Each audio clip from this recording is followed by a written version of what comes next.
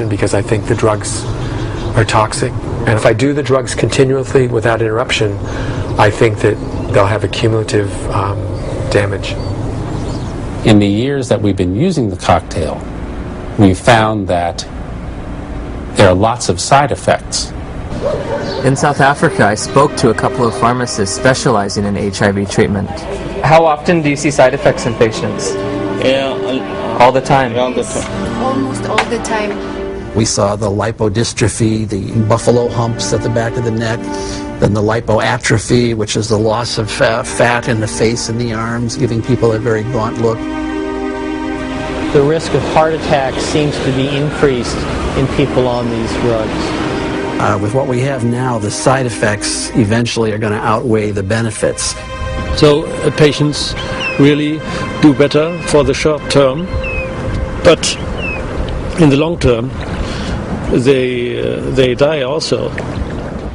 That's one tablet. In 1994, Audrey Serrano tested HIV positive. While initially healthy, she was prescribed AIDS drugs which nearly killed her and left her scarred for life. In December 2007, after multiple negative tests, she was awarded $2.5 million in damages. Some people are very fortunate. They don't have these side effects, but many people do. So prolonged treatment is impossible. I know people that are like horses, have no impact with some drugs, no side effects, and somebody else falls apart. The new generation of antiretroviral drugs are less toxic. They can be more tolerated. But for how long? I agree. We cannot give a treatment for life. It's not like insulin, you know, it's something which is toxic. Has a patient ever died from the side effects? Yeah, sometimes it happens. AIDS drugs are all classified as black box drugs. A black box drug is the most severe warning that our FDA will put on a product. It means you could die taking this because other people have died taking this. My sister Joyce was my best friend. She's a great mom and just a very lively person. In 2003, Joyce found out she was pregnant with a second child. She was offered an HIV test as standard prenatal care by her obstetrician. She called me at work and she was like, I got something to tell you. And I was like, well, what is it? She said, I'm HIV positive. So I took a deep breath. I said, well, it's not the end of the world. And she said, well, Neil, I met this doctor today, and he's a specialist.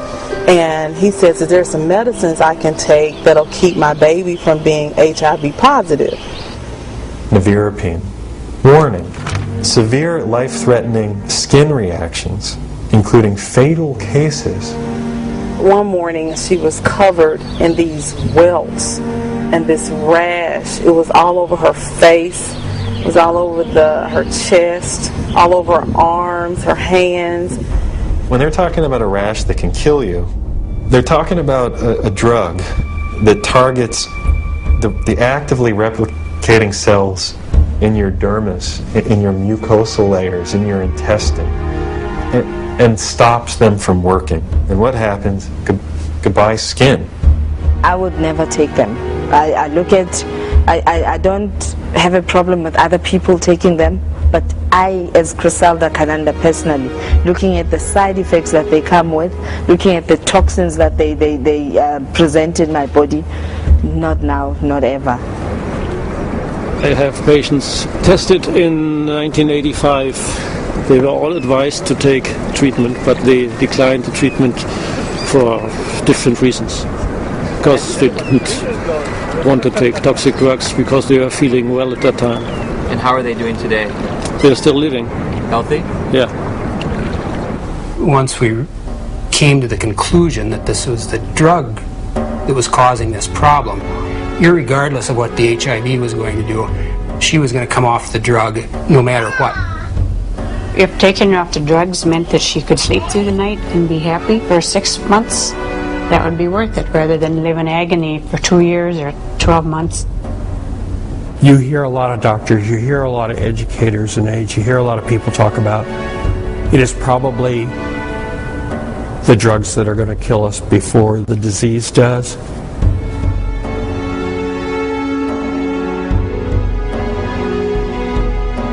What are the drugs doing to the bodies? They're putting the bodies into coffins. Before my sister started taking the drugs, she was healthy. After she started the drugs, she developed an allergic reaction, which made her look like a patient with full-blown AIDS. She was admitted to the hospital. She continued to spiral down. And within 37 days from her first date of taking the medicine, she was gone. When news of Joyce's death reached the NIH, emails were exchanged between the director of the AIDS division and an ethics and safety officer. Ed, there was fulminant liver failure resulting in the death on this trial last week. Ouch. Not much we can do about dumb docs. They're cynical enough to introduce drugs that they know will have toxic effects and will carry a certain mortality, and they know that the life of the drug before this mortality becomes too obvious to ignore is, say, 2 or 3 years, and they work out what the sales are going to be in those 2 or 3 years, and then they know they're going to have to reduce the dose. Joyce has 2 sons. Jamal he's in his senior year of high school this year. Sterling will be 4 years old. And in my mind, they were robbed of their mother. If someone's going to be giving me a diagnosis of certain death in 5 to 7 years, I want scientific proof. This isn't a religion. My interest in questioning and breaking and exploring does HIV cause AIDS is an instinct to liberate people from a death sentence that isn't theirs to carry. After we took Lindsay off AZT, her weight did go up. Within a couple of days, the leg cramps went away. And her physical body seemed to be doing pretty well, but it was like she was disturbed. She was agitated very easily. Her lifespan changed all the time after she got to be 2 years old, and then she'd only live to be 5. When she got to be a little older, then they said, oh, she might live to be 7. Yeah. But definitely wouldn't live into double digits, and that's just was our life then. Although Lindsay was on AZT for 22 months, she made a full recovery from the pernicious side effects. Lindsay will be 19 in October of 2009. Because it's been surrounded from day one with so much emotion, so much fear, so much psychology, so much drama, very few people are capable of looking at AIDS logically. We can be exposed to HIV many times without being chronically infected. Our immune system could get rid of the virus within a few weeks if you have a good immune system. If you have a good immune system, then your body can naturally get rid of HIV. Yes. If you take a poor African who's been infected and you build up their immune system, is it possible for them to also naturally get rid of it? I would think so. It's very easy to get people to think the right thing if you get the right on the tablet the first time. But once something's on the tablet and you got to erase it and put something else, it's very hard to get people to think differently. The victims of HIV and the dedicated professionals combating it deserve our sympathy, compassion, and respect. However, at journey's end, I find myself perplexed, bewildered at times with an overall feeling of dismay and sadness. I found a research community in disarray over the most fundamental understanding of HIV, all the while presenting a monolithic public posture of authority and certainty. Bluntly stated, we have tests that prove nothing, remedies that kill, and statistics manipulated to the point of absurdity. 90% of global HIV corresponds to areas of great poverty and squalor. Ironically, while we may have been pursuing a phantom killer, a shape-shifting assassin, perhaps the real enemy has been hiding in plain view, clear as day, and as old as time.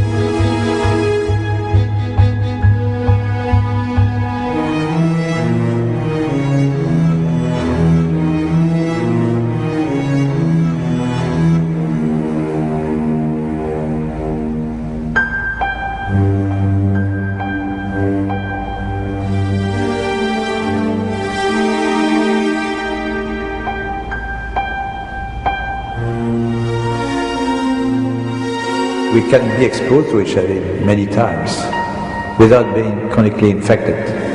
Our immune system will get rid of virus within a few weeks if you have a good immune system. If you have a good immune system, then your body can naturally get rid of HIV. Yes. How can we say that HIV is the cause of AIDS when we don't know, based on current tests, whether or not anybody diagnosed positive actually has HIV? Some people are very fortunate, they don't have these side effects, but many people do. So prolonged treatment is impossible. Called CD4 helper T cells. What the fuck's he mean? What's it in there? It's membrane. What does he mean? But then where is he coming from? This called factors for everything. So the membrane of the cell. There, that cell virus grows and makes more cells. You're wondering. Gallo isn't going to change that. It's probably in the circulation. Finds other CD4 cells. Remember to affect. There is an ongoing battle. Cells die, the body will replace those cells that die, but there's not an infinite capacity. Cofactors are important. This battle between HIV... How people get ill, why they get ill. What is asked of a medical journalist is to deny an existing reality, which is a strong, growing body of dissent on a scientific question.